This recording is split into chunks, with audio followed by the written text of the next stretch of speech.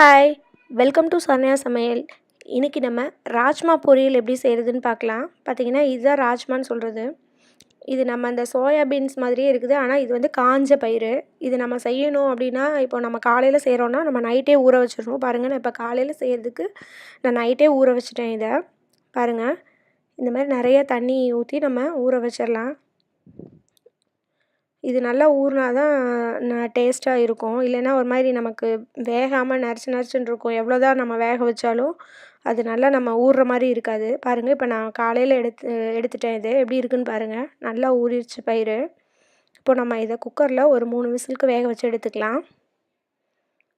பாருங்கள், பயிர் நல்லா ஊறிடுச்சு. இப்போ நம்ம இதுக்கு தேவையான அளவு தண்ணியும் சேர்த்துக்கலாம். அதுக்கு வேக வைக்கிறதுக்கு இப்போ நான் வேக வைக்கிறதுக்கு தேவையான அளவு தண்ணி சேர்த்துட்டேன். ரொம்ப அதிகமாகவும் நம்ம தண்ணி சேர்த்துக்க வேண்டாம். ஓரளவுக்கு இது வேகிற அளவுக்கு இருந்தால் போதும். இப்போ இதுக்கு தேவையான அளவு உப்பு சேர்த்துக்கலாம். உப்பு கொஞ்சம் இதுக்கு கொஞ்சம் அளவாக போட்டோன்னா தான் நல்லாயிருக்கும். கொஞ்சம் உப்பு கூடிருச்சு அப்படின்னா இது சாப்பிட்றதுக்கு நல்லா இருக்காது. பார்த்திங்கன்னா, நீங்கள் தேவையான அளவு உப்பு சேர்த்துட்டு நான் மஞ்சத்தூள் ஒரு 1/4 டீஸ்பூன் சேர்க்குறேன் வேக வைக்கிறதுக்கு. இப்போ இதை நம்ம ஒரு 3 விசில் விட்டு இறக்கிக்கலாம். இப்போது அது வேகட்டும்.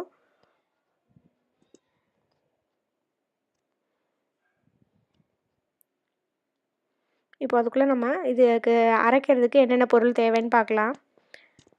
இப்போ பாருங்கள், நான் தேங்காய் இந்த அளவுக்கு எடுத்திருக்கேன். ஒரு 5, 6 சில்லு தான் இருக்கும். சீரகம் ஒரு ஸ்பூனு, சோம்பு 1 ஸ்பூனு, பூண்டு ஒரு 5, 6 பல் நான் எடுத்து வச்சுருக்கேன்.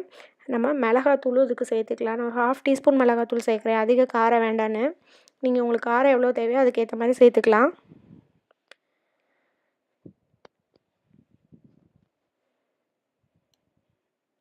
இப்போது நம்ம அரைக்கிறதுக்கு தேவையான அளவு உப்பு கொஞ்சம் சேர்த்துக்கலாம். இப்போ இது எல்லாத்தையும் பார்த்திங்கன்னா நல்லா நம்ம பேஸ்ட்டாக அரைச்சிடணும். சும்மா நெருன்னு இல்லாமல் நல்ல பேஸ்ட்டாக வலுவலுன்னு இருக்க மாதிரி அரைச்சிக்கலாம். இப்போ பாருங்கள், இது நல்லா வெந்துருச்சு. இப்போ பாருங்கள், நல்லா வெந்துருச்சு.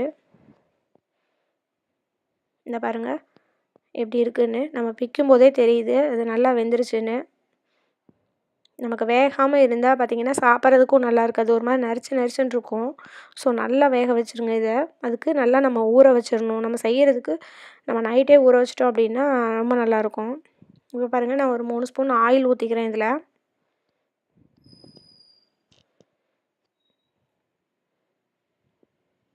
இப்போ கடுகு உளுந்து ஒரு 1/2 டீஸ்பூன் சேர்த்துக்கலாம். கருவேப்பிலை சேர்த்துக்கிட்டேன். இப்போ வெங்காயம், தக்காளி நம்ம தாளிக்கிறதுக்கு நான் ஒரு 1/2 வெங்காயம் கட் பண்ணி வச்சுருக்கேன். ஒரு 1/2 தக்காளி, உப்பு எல்லாம் சேர்த்து நம்ம நல்லா வதக்கிக்கலாம்.